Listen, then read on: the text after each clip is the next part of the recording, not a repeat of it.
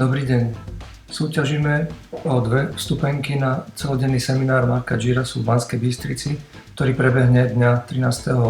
júna 2015.